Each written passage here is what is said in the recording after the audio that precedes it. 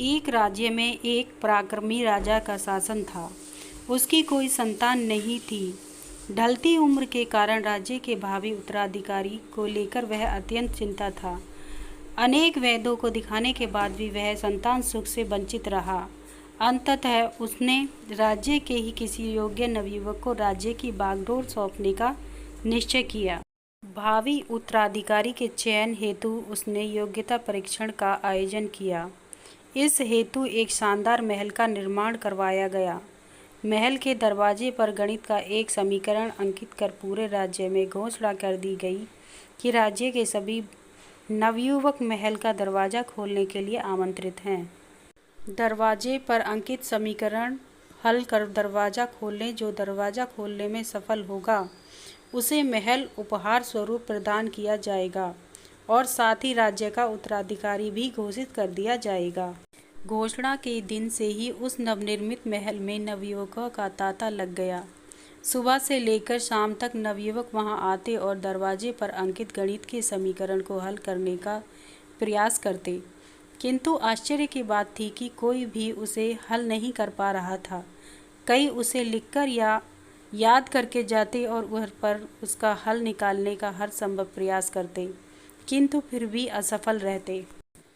कई दिन बीत गए। राज्य के बड़े से बड़े गणितज्ञ भी उस समीकरण का हल निकाल पाने में असमर्थ थे। तब राजा ने दूसरे राज्यों के गणितज्ञों को आमंत्रित किया। दूसरे राज्य के गणितज्ञ आए और गणित का वह समीकरण हल करने लगे। जैसे जैसे दिन ढलता गया, एक एक करके गणितज्ञ वहां से जाते गए।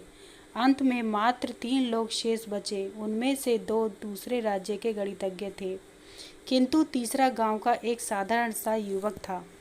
दोनों गणितज्ञ जहां गणित का समीकरण हल करने में लगे हुए थे, वहां युवक एक कोने में खड़ा होकर उन्हें देख रहा था।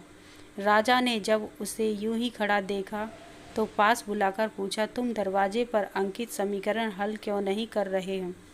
युवक बोला, महाराज, मैं तो बस यूं ही इन नामी ग्रामी गणितज्ञों को देखने आया हूँ। ये अपने राज्यों के इतने बड़े गणितज्ञ हैं, इन्हें समीकरण हल करने दीजिए। यदि इन्होंने हल निकाल लिया तो राज्य के उत्तराधिकारी बन जाएंगे।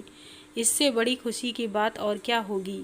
यदि ये समीकरण हल नहीं कर पाए तब मैं कोशिश करके देखूंगा।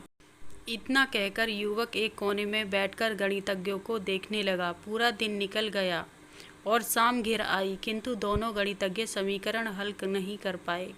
उनके मस्तिष्क में पूरे दिन मात्र एक ही प्रश्न घूम रहा था कि आखिर इस समीकरण में ऐसा भी क्या है, कैसे ये हल होगा, कैसे महल का ये दरवाज़ा खुलेगा।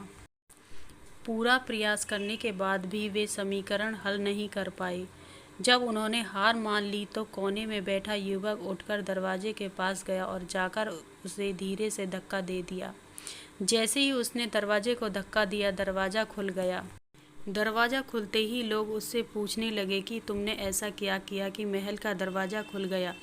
युवक बोला, जब मैं बैठकर सबको गणित का समीकरण हल करते देख रहा था तो मेरे दिमाग में विचार आया कि हो सकता है कि दरवाज़ा खोलने का कोई समीकरण ही न हो।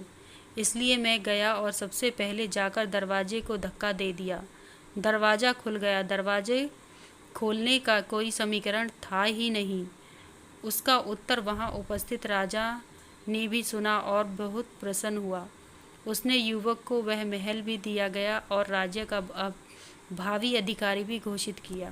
फ्रेंड्स, आपको ये राज्य का उत्तराधिकारी कहानी कैसी लगी? आप अपने कमेंट के द्वारा हमें अवश्य बताएं।